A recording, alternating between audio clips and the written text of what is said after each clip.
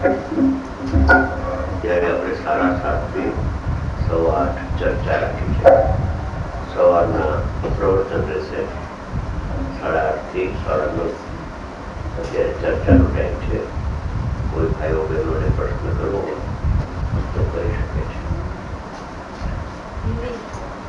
અચ્છા, હિન્દીમાં બોલી આપો. ગુજરાતી કેમથી છે?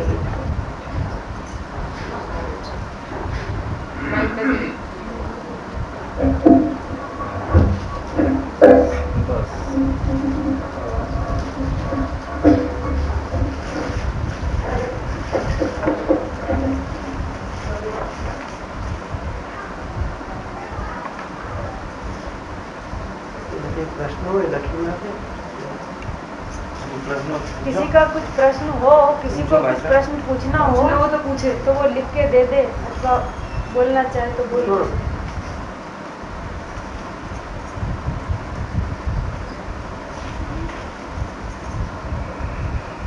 बोलो ताऊ जी. जैसे कल हमने ज्ञान गोष्ठी में पढ़ा था तो पर्याय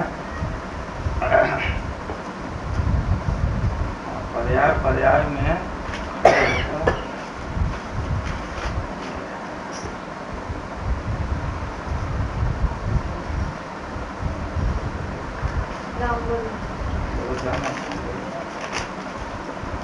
ज्ञान गोष्ठी में है.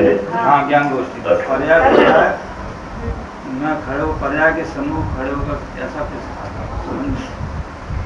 कल लाना पुस्तक लाना. पुस्तक में होने सामने पुस्तक हो, विषय पढ़ेंगे क्या है आगे बढ़ेगा. ऊपर रखा है अभी निकाली क्या है. पर्याय सच है, ये बात है. पर्याय सच है. उसमें परमाणु का दृष्टांत दिया है. कि उसके रंग गुण की पर्याय है, वो एक समय पहले, यानी रंग गुण तो वो तो ठिकानी है, मगर उसके पर्याय में फेरफार होता है. कभी लाल, कभी धोला, कभी काला. ये क्या है? क्योंकि गुण तो सरखा होता है सब परमाणु में. एक परमाणु छोटा परमाणु है ना, स्कंद नहीं, 2 परमाणु. एक परमाणु में जो गुण है एक दूसरे परमाणु में गुण है. तो एक गुण के पर्याय लाल होती है और एक गुण के पर्याय काली हो जाती है. तो पर्याय में फर्क है, गुण में फर्क तो नहीं है. तो नक्की होता है कि परिणाम गुण से नहीं होता है. परिणाम से अपनी योग्यता से परिणाम होता है, गुण से परिणाम नहीं होता है. गुण और द्रव्य से जो परिणाम हुए तो 2 ही परमाणु की अवस्था एक साथ होनी चाहिए. समझे? ऐसे ये जीव है, जीव सब आत्मा. एक आत्मा में क्रोध होता है, दूसरा आत्मा में क्षमा का भाव होता है. तो गुण तो सरखा है, गुण तो सरखा है. चारित्र नाम का जो गुण है उसकी जो विभाव पर्याय क्रोध का परिणाम हुआ तो पाप का परिणाम हुआ, और क्षमा का परिणाम हुआ तो पुण्य का परिणाम कृपा हुआ. तो 2 जीव में गुण तो सरखा है. चारित्र नाम का गुण है, सरखा है, समान है. गुण और गुणी समान होता है, अनादि अनंत. गुण में खुद कभी फेरफार होता है, परिणाम में होता है. और जिसकी दृष्टि परिणाम पर है उसको ऐसा लगता है कि मैंने क्रोध किया और अभी मैंने क्रोध को ये होकर क्षमा मैंने किया. तो परिणाम पर नजर वाला वो मिथ्या दृष्टि हो जाता है. और परिणाम होने पर भी परिणाम तो योग्यता अनुसार होता है. क्रोध का परिणाम आया, एक को क्रोध का परिणाम आया तो वो मानता है कि मैंने किया. साधक को क्रोध का परिणाम आता है तो वो जानता है मेरे गुण से, गुण में शक्ति नहीं है क्रोध करने की, शक्ति है जानने की, करने की शक्ति नहीं है आत्मा में. आत्मा में जो करने की शक्ति हो तो एक को क्रोध ने, एक को क्षमा, एक को व्यापार, दाल का व्यापार करने का भाव आता है, दूसरे को भगवान की भक्ति का भाव आता है. दो ही का गुण तो समान है, चारित्र नाम का गुण समान है, तो समान गुण होने पर भी परिणाम में तफावत लगता है, फेरफार लगता है, तो नक्की हो जाता है कि परिणाम अपनी योग्यता से होता है। परिणाम का कर्ता परिणाम है, उसका गुण और द्रव्य नहीं है। तो अपना गुण और द्रव्य से जो परिणाम नहीं होता है, तो चारित्रमों का उदय से क्रोध होता ही नहीं है, क्योंकि चारित्रमों का उदय तो भिन्न तत्व है, अजीव तत्व है, उद्गत तत्व है। अपना जो पर्याय में कि अपराध आया, दोष आया, दोष तो आता है, दोष नहीं आता है ऐसी बात नहीं है।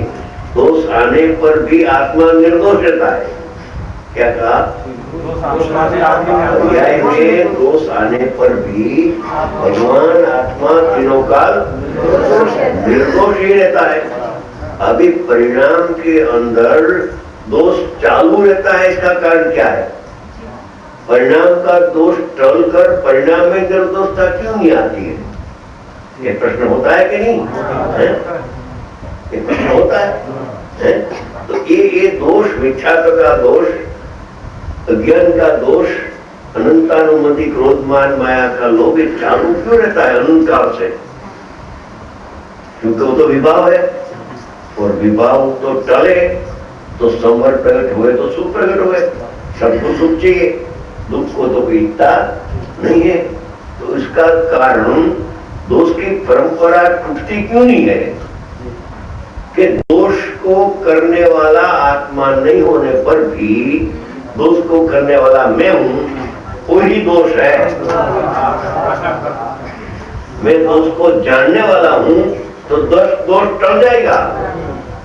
दोष को मैं करने वाला हूं तो दोष की परंपरा चालू रहेगी।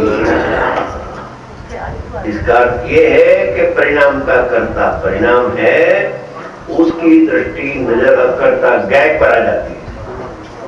वहां का भाव पे आता है कि परिणाम का कर्ता परिणाम है, मगर परिणाम का कर्ता परिणाम है, वहां लक्ष्य करके आत्मा दृष्टि में नहीं आता है। वहां से हटकर मैं अकर्ता हूँ, परिणाम का कर्ता परिणाम है, मैं तो ज्ञाता अकर्ता हूँ।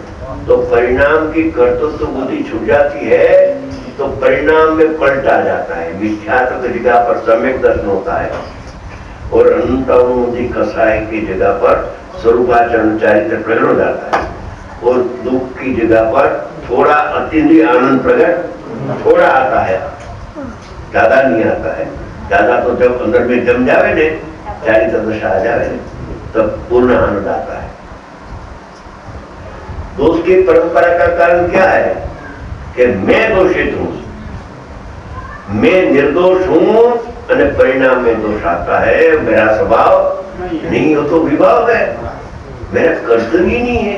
मेरा कर्तव्य तो जानना देखना है, करना मेरा कर्तव्य नहीं है। तो कुछ करना नहीं, अरे जानना ही करना नहीं, जानना वही मोक्ष मार्ग है, वही करना है। आत्मा को जानना, क्रोध को जानना नहीं, ये क्या रखना।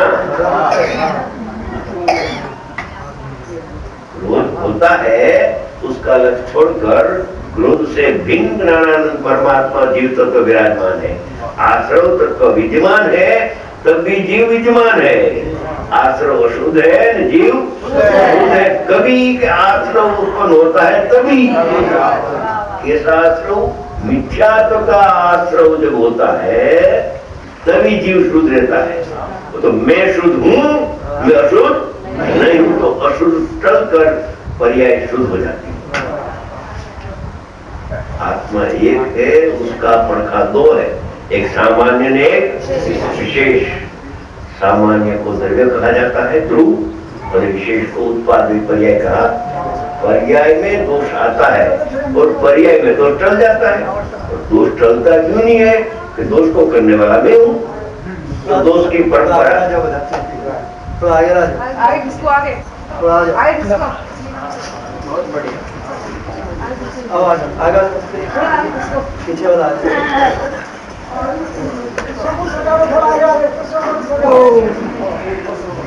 बात तो सीधी सादी है, बात तो जाएगी, मगर बात बात में बात बढ़ गई। हमारे प्रेमचंद जी साहब दिल्ली से एक दफे आया, बार बार आता है, तो एक दफे उसने कहा, एक दर्शनांत दिया, समझे, तो बालक पड़ोस में लड़ता था, तो उसमें सब बड़ी लड़ाई होगी। तो तीसरा क्या है कि वो बालक, अरे बालक लड़ता है, कुछ नहीं, बात बढ़ गई, बात तो कुछ क्या करता, बढ़ गई बात में बात तो कुछ भी नहीं। ऐसे आत्मा तो परमात्मा निर्दोष था, आत्मा तो निर्दोष था और निर्दोष है और निर्दोष रहेगा तीनों का, समझे। अगर बात बढ़ गई क्या कि उसकी नजर राग पर है, मैं रागी, मैं प्यासी, मैं मोही, मैं मनुष्य, मैं स्त्री, मैं पुरुष, मैं कर्म का बंधने वाला मैं हूँ, कर्म का भोगने वाला मैं हूँ, दृष्टि विपरीत हो गई। बात बात में बात बढ़ गई, बढ़ गई बात में बात तो कुछ नहीं भी थी, इतना ही था। मैं तो जानने वाला हूँ, करने वाला बस, हो गई समाप्त बात। मैं तो जानने वाला हूँ, करने वाला स्पष्टीकरण बहुत ऊंचा आपने फरमाया। बात छोटी है, अज्ञानी जीव ने बात बढ़ा दिया है।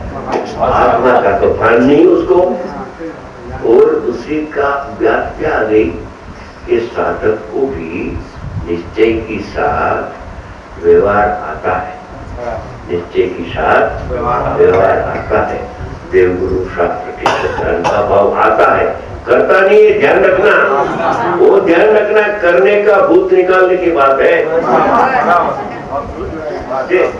आता है चतुर्थ गुण स्थान में, उसके योग्य शुभ भाव आता है, उसको जानता है। पंचम गुण स्थान में व्रत आता है, देशव्रत का भाव आता है मगर टिकता नहीं है, चले जाता है, क्योंकि दृष्टि गैप पर है, इसको जानता है तो चले जाता है। बाद में 5 महाव्रत का भाव भी आता है। बाबरी संत को 5 महाव्रत का परिणाम का करने वाला नहीं है। मेरा मुनिराज, वो मेरा मुनिराज है, को करने वाला नहीं है, जानने वाला है। अगर 1,05,000 महाव्रत को जानने वाला हो भी हमारा मुनि नहीं है। आत्मा को जानते जानते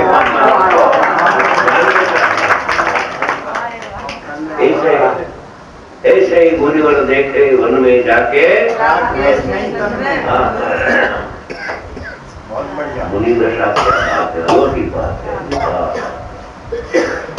मुनि को नहीं मानता है वो जैन नहीं है।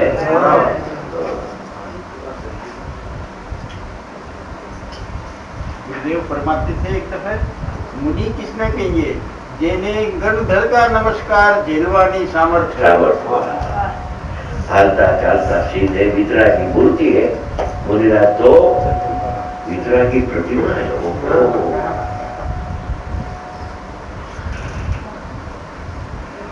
वितरा की मुनि पावलिनी संत है, उसको सारे दिन में तो नींद आती ही नहीं है।